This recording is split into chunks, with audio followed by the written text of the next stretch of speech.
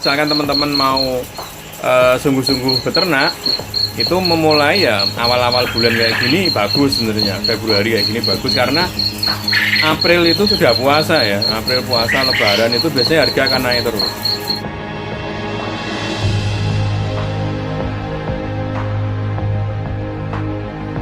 Makan sore teman-teman. Telur sudah pada keluar separuhan ya, separuh lah. Nanti dilanjutin nanti malam. Nah, cek suhu itu penting ya. Oh, ini sampai kita kasih suhu di sini 29,5 derajat. Artinya sudah cukup bagus. Jadi kalau menurut teori itu suhu ideal itu 25 sampai 30 derajat. Cuman sering saya katakan itu nggak angka patokan pasti. Jadi paling nggak range yang dimaksud dengan suhu ekstrim, versi saya adalah suhu ekstrim itu adalah suhu perubahan suhu dari rendah ke tinggi itu melebihi dari 5 derajat. Jadi 25 sampai 30 derajat itu ya range-nya segitu. Kalau teman-teman kok misalkan ini 29 larinya sampai 34 nggak masalah. Jadi range-nya itu 5 derajat, menurut saya kayak gitu nggak masalah. Yang jadi masalah itu ketika pas siang itu panas ya 35 misalkan. Kalau malam jadi 20 itu kan sudah lebih dari 5 ya. Itu sudah tidak bisa ditoleransi. Tapi sebagai patokan alat ini kan sebagai patokan adalah burungnya juga. Si burung ini kalau nggak mangap berarti dia nggak panas gitu. Ya tergantung daerahnya dan adaptasi mereka ya, seperti itu. Nah ini juga kita kasih ini 36, kelihatan nggak ya? 36,2 derajat. Ini sebenarnya ya ideal, tapi kalau pas malam suhu cenderung turun ya, karena di sini hujan. Turun itu artinya ya harus kita tutup pintunya. Seperti ini. 26,2 derajat. Ini kondisi terbuka, ini makan sore, kita kasih makan sebanyak-banyaknya. Ini kita kasih tebar dulu. Di sini, di sana 3 titik dan banyak gitu. Jangan sampai mereka kelaparan. Nah, besok hari ketiga bisa kita kasih tempat makan supaya mereka bisa lebih tahu ya makan di mana gitu. Tapi tetap kita tebar samping-sampingnya. Kondisi kayak gini. Ini yang final stock. Yang ya ini yang PS kita. Tutup John. Ya tutup nggak apa-apa.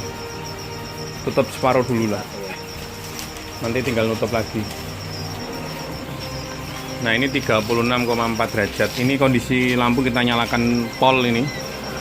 Karena ini agak sore, ini jam berapa ya? 5-an ya, jadi agak sore redup ini. Nah, ini jadi ini saya terangin supaya suhunya di dalam tinggi ya, panas, tapi tetap kita buka dulu supaya udara biar keluar dulu. Nanti tetap kita tutup semua ini, tutup separuh dulu, nanti kita tutup semua. Ini yang coklat ya, kayak gini.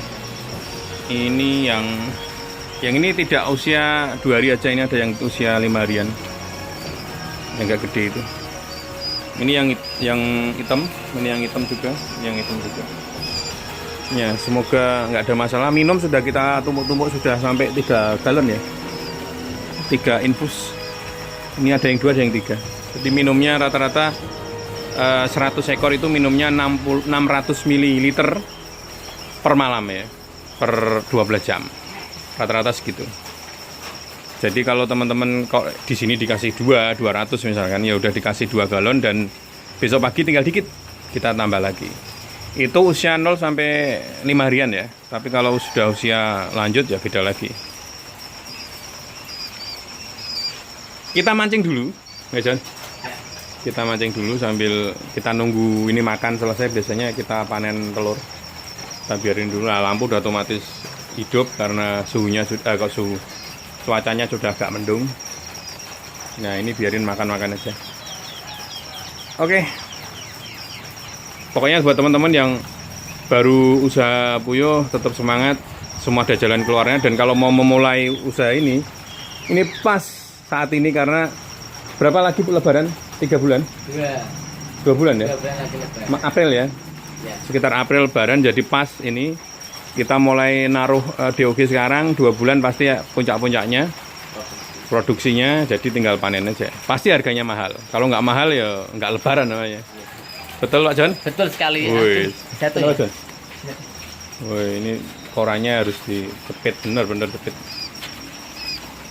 Ini kita kasih 400-an. Jadi satu blok ini sekitar 150-an. 450 berarti 3 ini. Yang coklat dikit. Coklatnya nanti kita bikin lagi. Ini telur-telurnya tetap kita kirim. Yang udah pesan kemarin telur vertil PS hitam. Besok Senin kita kirim. FS. FS juga ada? Juga 600 FS. Oh, FS itu. Oh, iya. 600. Oke, Cok.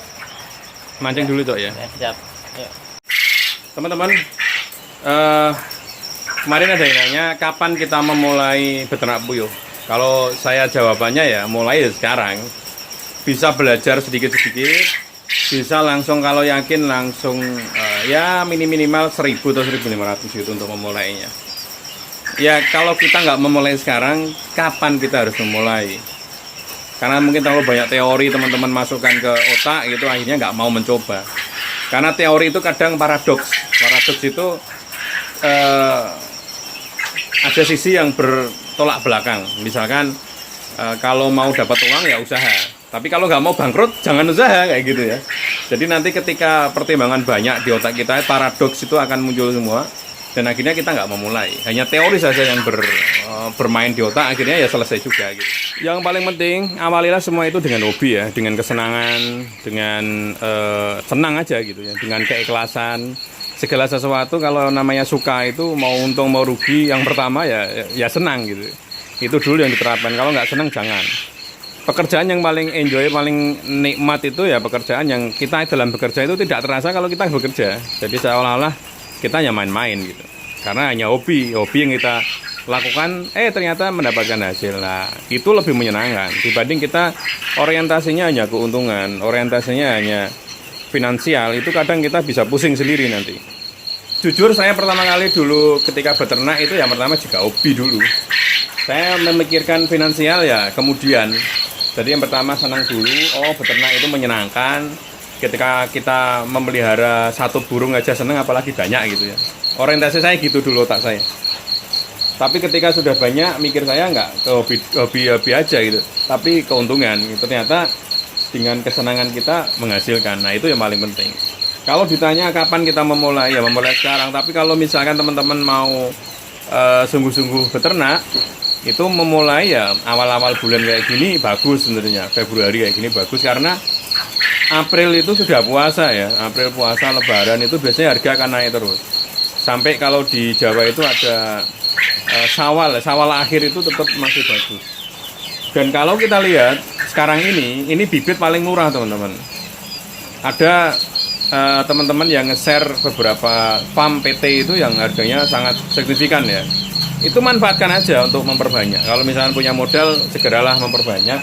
Karena saya yakin ketika pasar ini kurang bagus, 2-3 bulan yang akan datang akan bagus. Seperti itulah hukum kayak gitu. Jadi jangan khawatir. Hukum alam, seleksi alam. Dulu sudah saya bilang ya kemarin. Dulu ketika pas awal-awal pandemi saya bilang banyak orang yang pesan bibit dan itu nggak masuk akal ya. Harga telur sama, harga pakan sama, tapi bibit bisa naik. Bibit naik itu bukan karena permintaan banyak, bukan, tapi karena sedikit langka. Jadi dimonopoli saat itu. Dimonopoli, dan juga memang ada beberapa peternak yang lama berjatuhan baru yang bermunculan, tapi nggak tahu momen ya, momentumnya nggak pas. Jadi ketika harga telur turun dan harga pakan naik, jadi masalah baru. Jadi kita harus tahu pasar, dan mungkin kalau teman-teman nggak tahu bisa nanya ke kawan-kawan yang sudah lama. Biasanya pasar itu kayak gimana ya gitu. Kalau saya bulan-bulan kayak gini bagus teman-teman, karena menjelang Lebaran itu telur akan naik gitu. Jadi kalau mau memulai ya pas saat bibit murah gitu. Itu bisa juga kalau teman-teman mau belajar, itu biasanya Lebaran itu harga telur naik tapi harga bibit turun. Harga bibit turun itu bisa teman-teman kalau mau belajar bisa memulai di sana, karena harga bibit murah. Karena pasar mikirnya setelah Lebaran 3 bulan berikutnya bulan-bulan sepi gitu. Tapi kalau kawan-kawan hanya menjual skala kecil, hanya lewat media sosial terus ngecer, nggak ada masalah bagi saya. Jadi itu